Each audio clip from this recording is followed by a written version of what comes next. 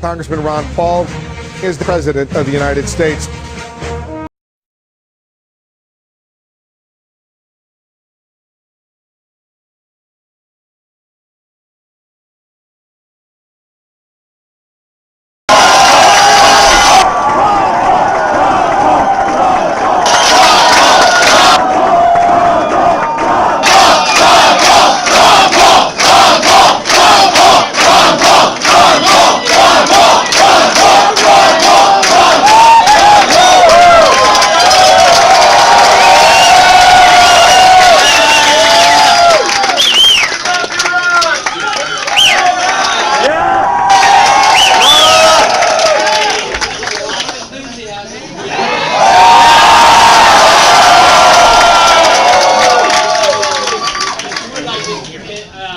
Introduce my family. My wife is right here, Carol.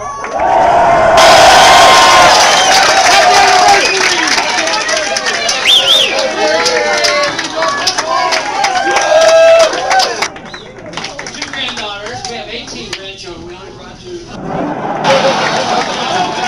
Myra and Valerie are here.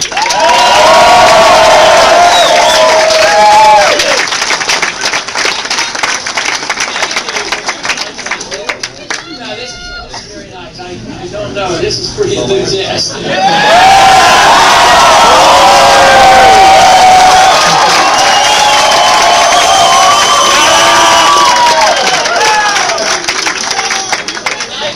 ask me, they do this frequently, trying to embarrass me. They say, "Are you going to stay in the race?"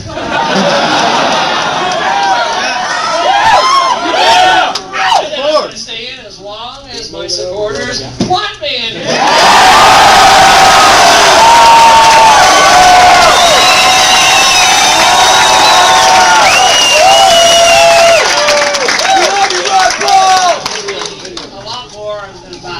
Because it's your revolution and it's our time to get a message out and change this country and take our country back.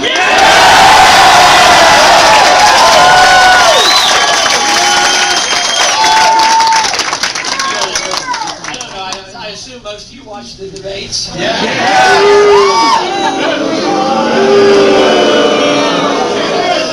awesome! Stated it when I said it sounded pretty silly. Where was Giuliani? Bye-bye, Rudy. We're not at the top of the heap, but we're moving. Once there were 11, now there are 4.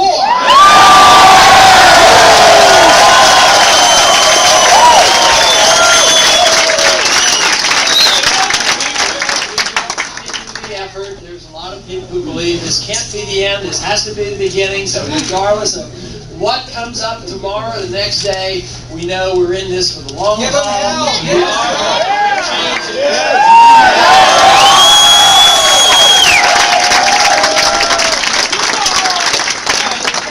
does exasperate me at times when you hear questions asked like tonight, what are you going to do? How are you going to manage the economy? It's like saying, how am I going to manage your lives? So that's the whole thing. I would like to be president because I don't want to manage your lives. I'm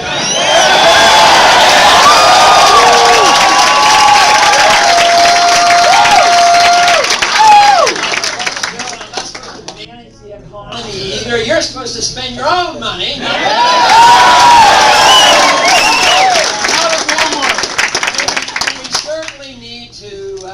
Wake up and find out that this country is supposed to mind our own business and not tell other countries how to live either.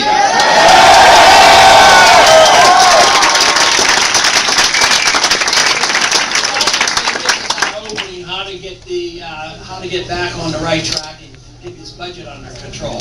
$1 trillion a year to manage an empire, totally unnecessary. What we want to do is bring the troops home.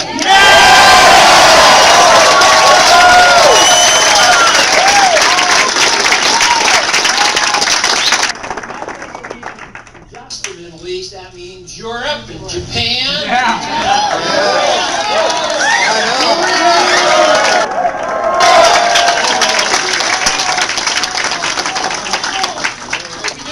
We do face very very serious problems because we have an attitude in this country that has unfortunately been prevailing for quite a few years, but it got a lot worse after 9/11. And that is, there are too many people in this country, hopefully we can make them the minority, where they think that sacrificing liberty is a benefit, that we're safer. We're not safer than sacrificing this is the status today, you know, under conditions of war, the people are supposed to sacrifice their liberty, so there's a war going on in Iraq and around the world. And then this notion that we have to have this perpetual war against terrorism means one thing. They want to put fear into our hearts so that we give up our liberties, and unfortunately that has been what's happening. The President and the executive branch have been doing this for years, and the real tragedy is that Congress won't even stand up and fight for our freedoms either.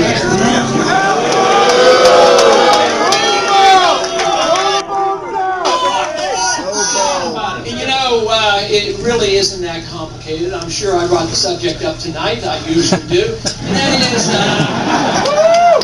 the problems are out there. We got there because one thing we did wrong, and that is we don't obey the law. And that's why we can solve a lot of our problems just by obeying the Constitution.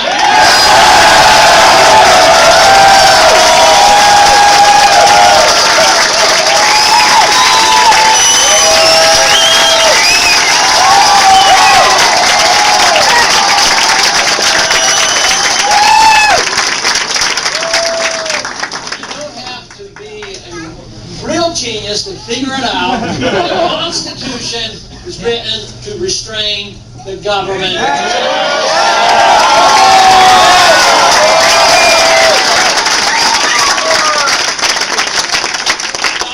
constantly ask, you know, our position on tax is not too difficult, what we want to do there. But what is, what are you going to do? How's the government going to be run if you don't have an income tax?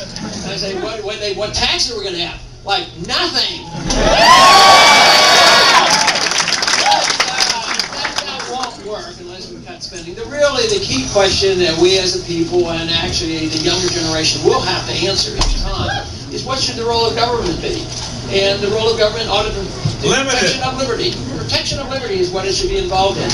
Our freedoms come to us in a natural way, a God-given way, because the government should be very limited for the protection of those liberties. With a full faith and confidence that free people are quite capable of taking care of themselves.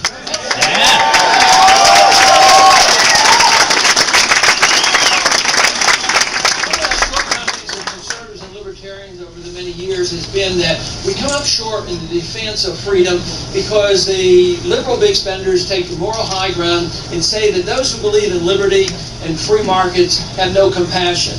Well, you know, the other side believes in equality. Yes, there is such a thing as equality before the law and in justice. But equality of economic opportunity, equality in economics, yes, they can achieve it. But usually by impoverishing everybody, and that's what we don't need. Free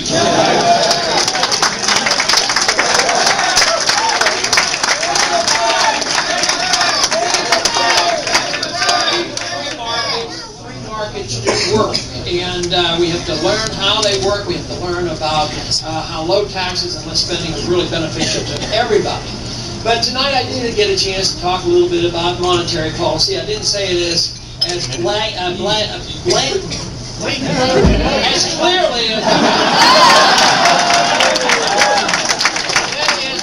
monetary policy is a very simple solution. You just get rid of the Federal Reserve System.